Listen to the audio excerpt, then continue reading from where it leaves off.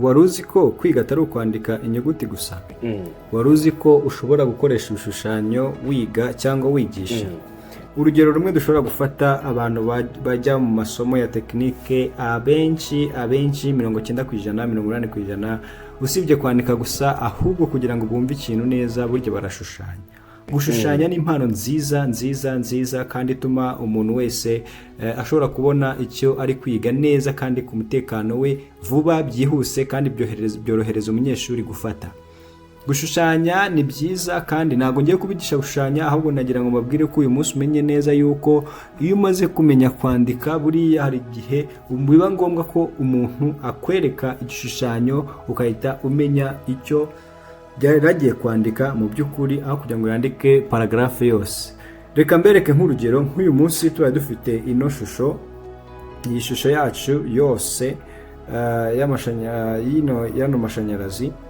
Ni ukuvuga ngo ukibona ahangaha urabona ko urebye ishusho urahita umenya ngo aya ni amafizibure. Nubona n'ingiyi ubone ni fizibure imwe, fizibure ya kabiri, ubone ni fizibure ya gatatu, ubone ni fizibure ya kane. Ni ukuvuga ngo nk'umuntu azi amashanyarazi direct uhita wumva ko hari urusinga ruza rugafatira kuri iyi buwate, rukaza rugakonekita ano mabuwate yose gutya, wenda bikaba biri connected. Hanyuma waboza ukareba, waza ahangaho ukareba ugasanga hari switch, ukaza ahangaho ugasanga hari icyo twita amasocket outlet, n'ahangaho ukabona wenda dufiteho fani, na hano tukagira air condition. Waza hano hino ugasanga dufite hitara. Nk'umuntu ubizi neza, hano hari ikintu bita bikwereka ko ari closed circuit cyangwa loop imwe y'amashanyarazi igomba kuhita ibwira umuntu wenda ikintu uyu muntu yaragamije gukora. Mu by'ukuri rero kwiga ntabwo ari ukwandika gusa, ahubwo reka mbereke twinjiye nko mu mashanyarazi. Nimba ukunda amashanyarazi, nimba ushaka gusobanukirwa amashanyarazi, nimba uzi ko ukunda tekinike igendanye na tekinoloji, icyo gihe tubona amashanyarazi, tukabona mekanike, tukabona electronique, tukabona telecommunication, tukabona ayo twita mechatronics together. Aho hose byose bibumbiye hamwe. Stay tuned nimba ukunda tekinoloji, wongeyeho na IT muri rusange. Rero uyu munsi wa none iyo tuje tugashushanya akantu kameze gutya, nimba tuje tugashushanya akantu wenda kameze gutya, ni urugero. Uyu muntu urebye kino kintu ahita abona ni uruziga, ariko naza nakongeramo aka kantu akahita avuga wow, this is a lamp. Kano kantu ndakazi, ugahita avuga ngo ni itara cyangwa ibyo twita bulb, akahita abona ko ari itara. Uyu munsi wa none rero nimba yakagombye kuba ari kwandika, iyo turi kuvuga drawing cyangwa zino design muri rusange, tuba turi kuvuga ngo ni technical language. Muri rusange technical language, nimba ari technical language, reka ibe technical language, ubwo ni abantu bayizi. For example, uyu munsi byaroroshye aho nshobora kuza nkahitamo ibara ryanjye runaka, ninzajya nshushanya akantu kameze gutya, nkagashushanya gutya, ningashushanya akabona ko hagiyemo icyatsi, nk'umuntu wabona n'itara ashobora kuvuga ngo rere kwaka, sibyo?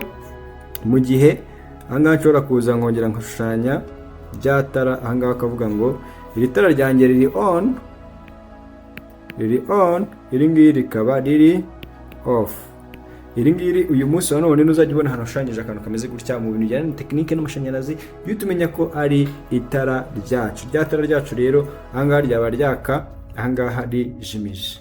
Ikindi kintu ushobora kureba, nshobora kubuza nkashushanya wenda ngo nshushanyije kano kantu, nkaza nkashushanya nkagenda nkakagira gutya. Nk'umuntu w'umutekinisiye agomba kuhita yumva ko ari cable cyangwa cyo twita conductor.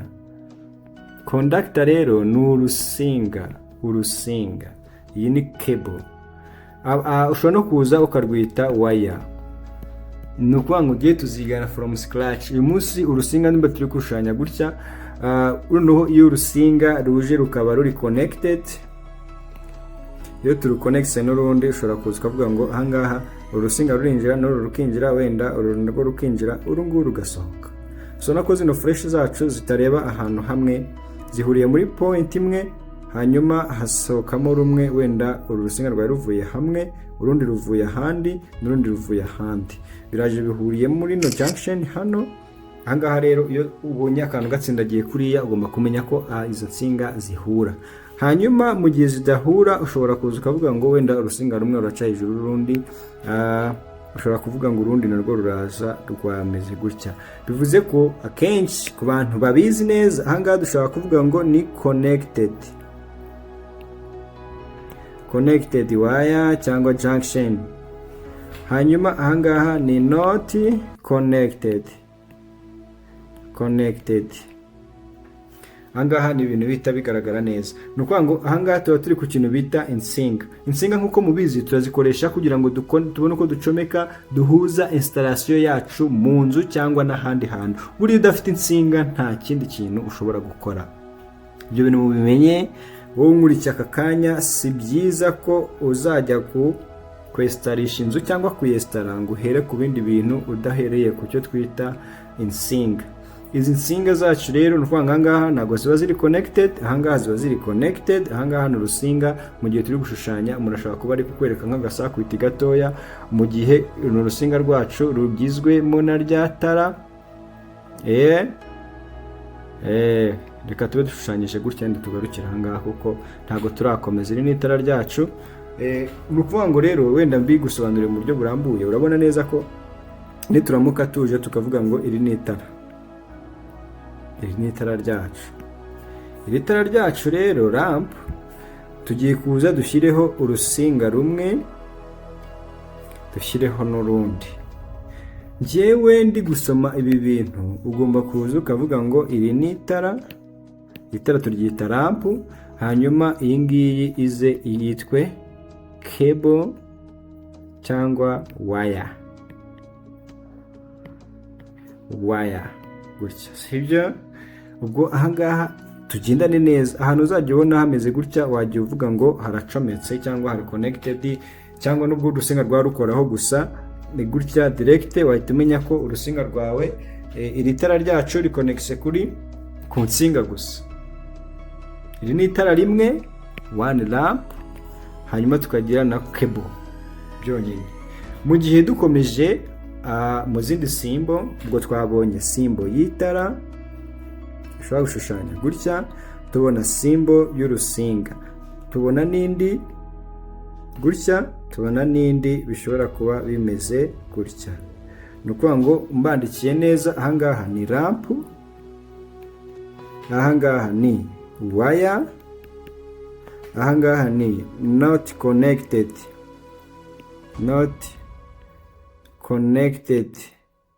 wire,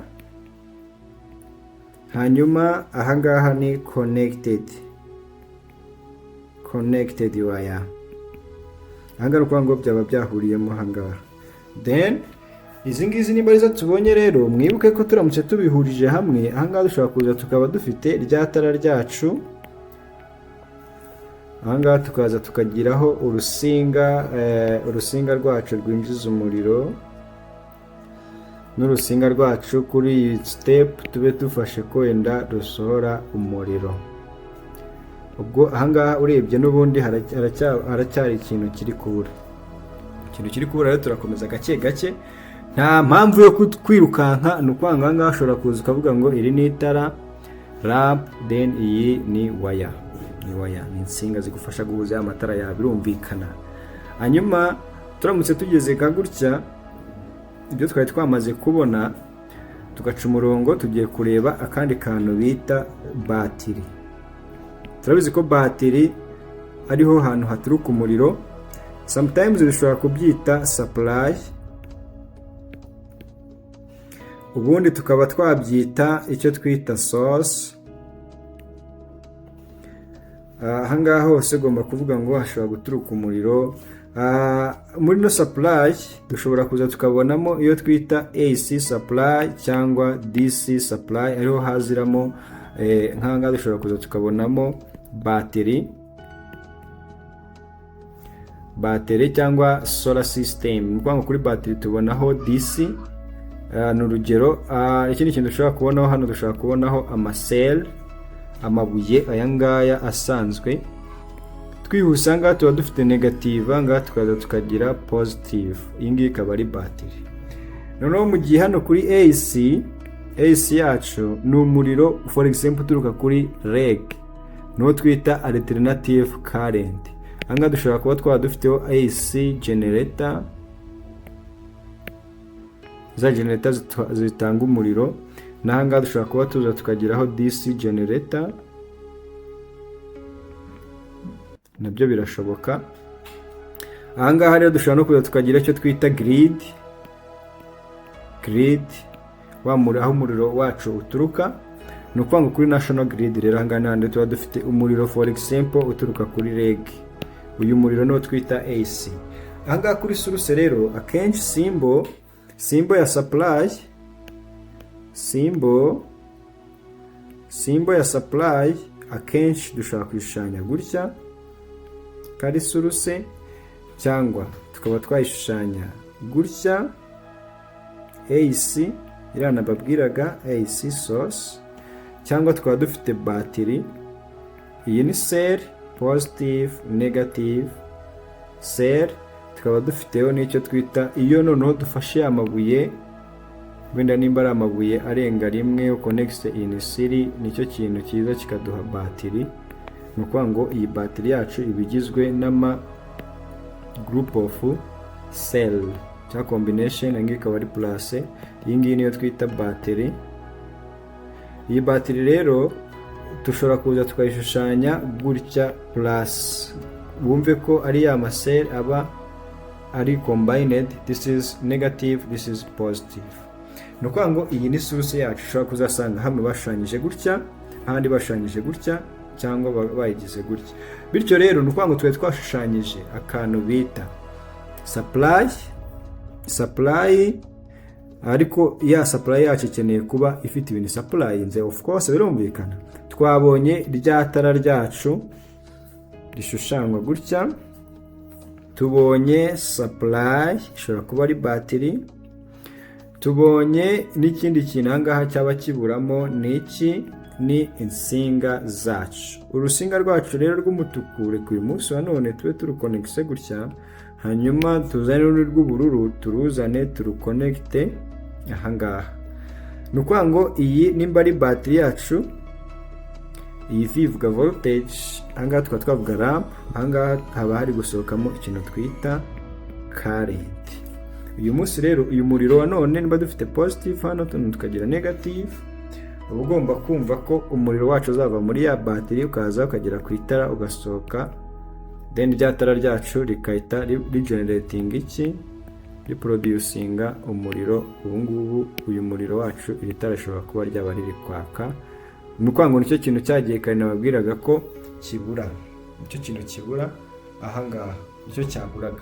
Ni ukuvuga ngo ya tara ryacu uyu munsi muri no class y'uyu munsi yacu, urabona ko twize gukoresha ibino bishushanyo ariko mu buryo bw'amafigures mu mashanyarazi. Mu mashanyarazi rero tumaze kubona kano kantu iyo ngashushanyije kaba ari lamp, twashushanya gutya akaba ari conductor, wire, cyangwa yes cable. Then twaza tukagira gutya, twabonye ko hano haba hari connected wire cyangwa cable cyangwa conductor. Twaza tugashyiraho gutya ko biri nani connected, insinga ziri kunyuranaho nani connected wire gutya. Hanyuma akandi kantu tubonye ni battery, ni cell, ubwo ni igihe waba ufite nk'akabuye kamwe. Ikindi kintu twabonye battery ni group of cell. Ni ukuvuga ngo rero tuno tuntu ntabwo tugomba kureshya, karekare kaba ari positive, kagufi ari negative. Iyi ngiyi ni battery. Ikindi tubonye yaba ari source ya AC imeze gutya, umuriro wacu uva kuri AC supply. bano banjye biragaragara. AC supply. Bino bintu rero tubonye uyu munsi turamutse tubihuje tuhita tugira akantu kameze neza cyane kitwa closed circuit bandika gutya, circuit igizwe n'itara na supply yacu ishobora kuba bateri cyangwa AC. nari nabasobanuriye akantu